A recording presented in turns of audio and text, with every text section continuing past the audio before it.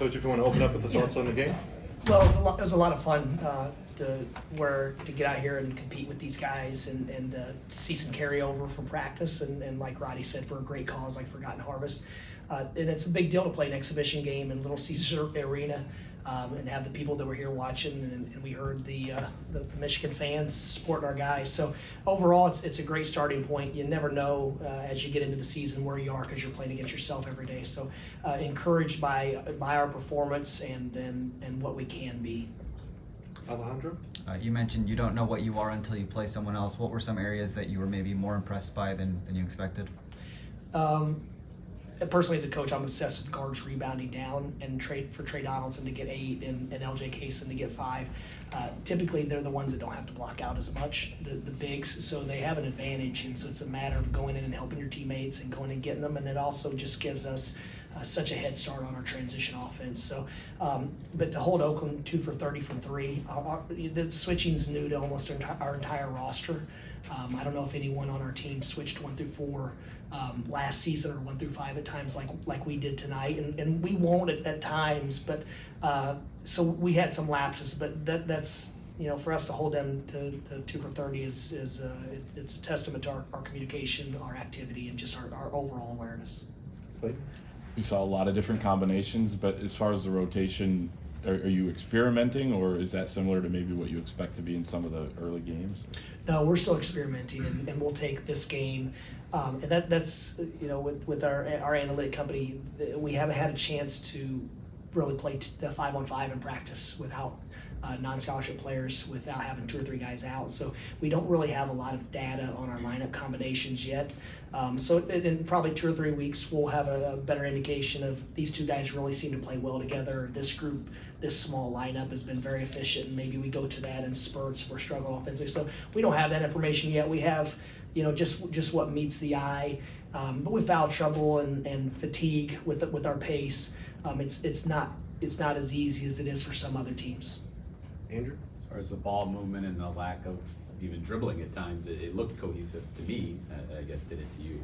21 assists on 34 made field goals, and several of those made field goals were out in transition where you get a steal and a layup, there's not going to be an assist. So very pleased with the way we share the ball.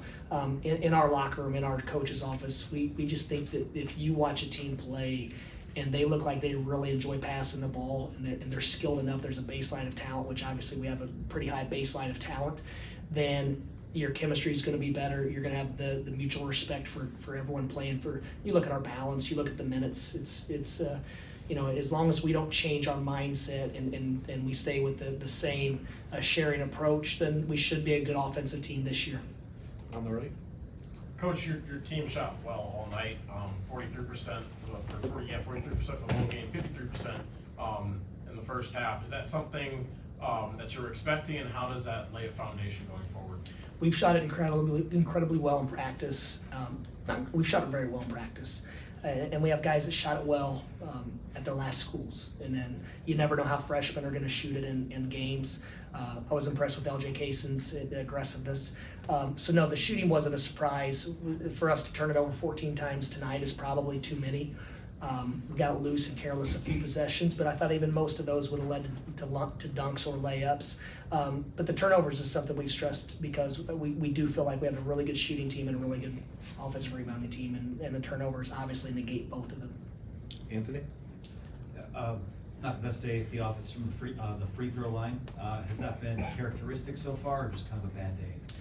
We've the 3 or 4 times we've scrimmaged and we've actually shot the free throws because with the way we practice, most of the time it's even 1 for 2, or we just give them 2 so we can continue to work on our conditioning and our pace. And I think yesterday we were 9 for 10. The scrimmage before that 2 days ago. The scrimmage before that we were 8 for 9.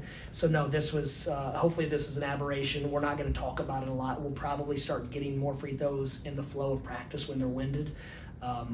But the purpose of being the best team in April, we felt like getting our style of play and things like that are much more important than shooting fatigued free throws at this point in the season. John? You touched on LJ not knowing exactly what Impression's going to do till he's out there. Can you expand on that? Like anything he did surprise you tonight? No, just you hope what you see in practice transfers to the game, and it did. I thought he was Thought he guarded the ball. His ability to get loose basketballs, he has a knack. A lot like John L. Davis we had at FAU. We'd laugh on the bench. There'd be a loose ball, and I'd tap one of the assistants and say, I wonder who's going to get this one. LJ has that ability, and as you guys watch us play, I'll be surprised if there aren't loose balls in his area and he gets what's called a 50-50 ball. I would say he'll get 70, 80, 90% of them over his career just because there's something in his hands, his instincts, whatever it is, he just gets loose basketball. And I thought he got 3 or 4 tonight, which turned into extra possessions for us. So that was welcome. And then just his confidence. I thought he looked very confident for a freshman in an NBA arena in his first, I guess it's not a game, but first live environment. Eli? Yeah, similar question to what I asked the players is, how do you game plan for a zone? And do you like the way that your team responded to a game plan that they may not have, had in the college game yet? Well, the zone is just something different than we see every day. And just like the switching is probably different from what they see every day. So the live reps are invaluable because you know where to look, you know how to pass fake, if you stare down a pass, they're going to read your eyes and jump on it. So those are just things that we practice it, you talk about it, you show it on film, but until you see it and you get some reps and you learn from your mistakes and you throw one away and they say, oh yeah, that's what we've been talking about. Those are all healthy things at this time of year. And like I said, every year if you're in position to win a championship, you're going to be referring back to teams you played in November, December, January, whatever the case, because you're learning some lessons now. Hey guys, remember when we played Oakland and we had to find the holes in the zone in this area? Those same holes are going to be there in the second half tonight. Let's make sure, and then a reminder that when we cut and dive on that same play. So it's great just to refer back to as a coach, show on film, and it's familiar because they've done it. We'll take 2 more. We'll go in the front and then Kellen. Coach, there was a lot of intensity from your guards. You spoke of it a little bit earlier. Talk about how that helps the rest of the floor on defense when your guards are out there attacking people on that side. In their sets to get shooters, if you can guard the middle alley, the middle third one-on-one, it puts you in position where you can be a little more aggressive to take away the 3. And I thought their guards went at us 2 or 3 times, and we did a really nice job of beating them to the spot and forcing tough mid-range 2s.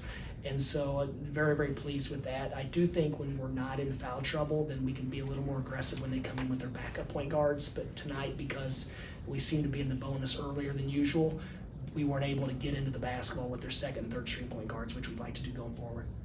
Kellen? You mentioned that you don't have the lineup data yet, but this was the first we saw Golden and Wolf playing together. What were your thoughts on what you saw from them? And then is the plan for them to start every game as 7-footers, or is it kind of a matchup-based kind of thing where you're throwing stuff out in an exhibition like this? What were your thoughts? I liked how they looked together, honestly. Yeah. No, I thought they looked great together. They played very, very well. Obviously, there's going to be nights where there's going to be some matchup issues or certain things like that, but I can't imagine that anyone didn't watch those. I mean, there's probably 20 minutes combined or 18 minutes combined that they played, and they didn't have good chemistry together.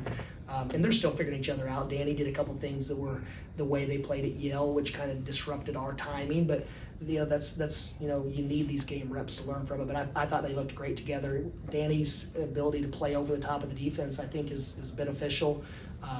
You always wonder how he's going to move on the perimeter. He guarded 4s. I thought he guarded the bounce well. I thought he covered the 3-point shooters, and then obviously 13 rebounds is impressive in 26 minutes. So overall, it's a good starting point for those guys. I don't think it was clunky at all with them in the game together.